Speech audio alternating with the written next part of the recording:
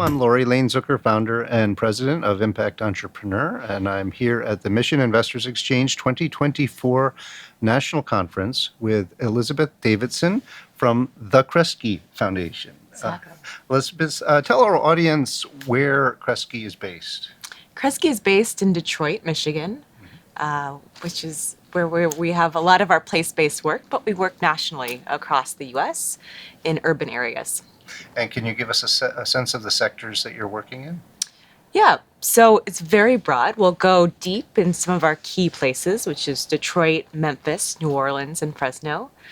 But nationally, we're looking at arts and culture, education, environment, health, human services. So a really wide array of sectors that we're going deep in, but really focused on how do we unlock opportunity in American cities.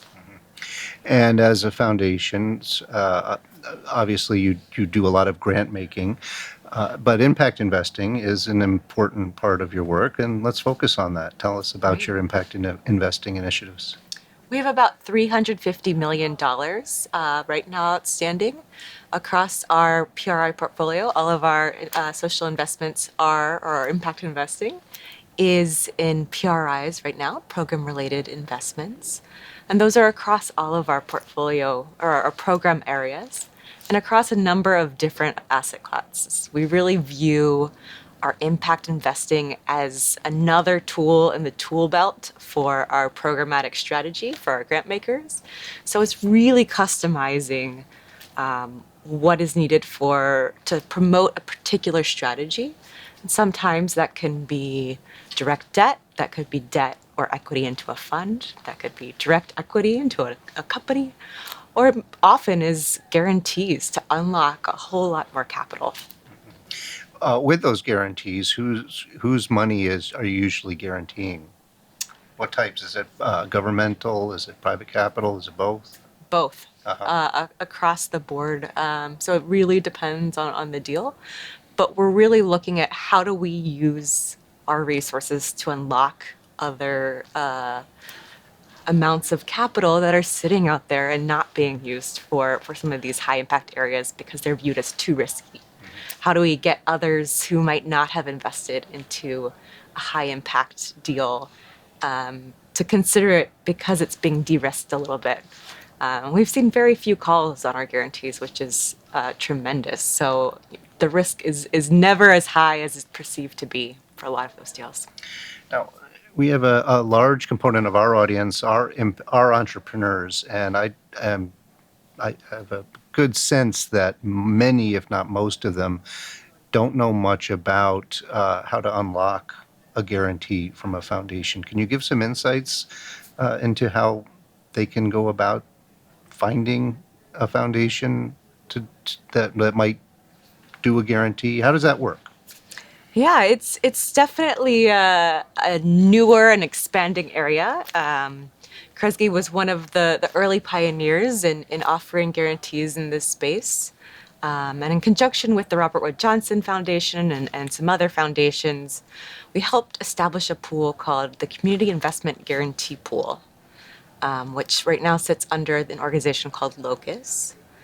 And it's pooling together about 20 different foundations, pools of capital to guarantee a lot more high impact loans. So a lot of those are CDFIs that are working with small entrepreneurs that need a little bit more of that de-risking in order to attract other forms of capital into their funds.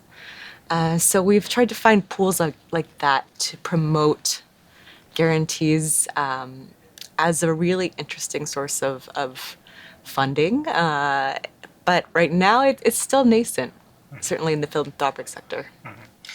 Now, I believe you were also involved in climate investing. Can you talk about your efforts there? A huge issue for us, particularly with the greenhouse gas reduction fund. All of this money trickling down, deeply concerned about that money getting down into the communities that most need it. So often they're the most overlooked in terms of providing these new technologies that that many of us have access to reduce pollution, to reduce harmful effects, to increase efficiency, and oftentimes save money, which is so crucial. So we're looking a lot at how do we support solar developers of color or in diverse communities? How do we support different coalitions of CDFIs that are really working to support these types of initiatives from a financial perspective on the ground? We're really excited about the opportunities that are out there with all of this funding coming down, and just really want to focus on how do we make sure that it ends up in the hands of the people that need it most and could most benefit from it. Kresge is a major sponsor and supporter of Mission Investors Exchange. In terms of philanthropic mission investing, impact investing, how would you characterize the state of that right now, and where would you like to see it go in the near future? It's a really interesting place right now that we're in. You see a lot of discussion about PRIs versus MRIs versus investing from endowments, and seeing a lot of different variations across different foundations. You know, California Endowment, the lead sponsor of this event, recently announced that they're going all in on mission investing. Others like Kresge have not done that quite as much, or have sort of a blended approach. And you see things kind of across the spectrum.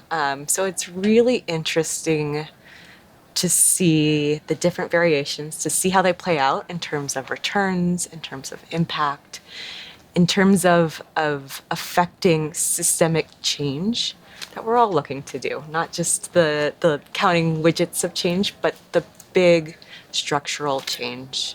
So from that perspective, it's an interesting time and a lot of interesting conversations. Yeah, regardless of where a given foundation may be on the impact investing continuum, it's what's very apparent, having followed the space for a long time, is just how much momentum there is in the philanthropy world to be doing more of it. Would you agree? Absolutely. So many more foundations are looking to put their resources to use to really do more good, and not just looking at grant making or a tiny little portfolio of impact, but how do we use all of our resources to do more? And it's really exciting to think about the possibilities. All right. Elizabeth, thank you so much for you, sitting Lauren. down with me. I appreciate it. Thank you.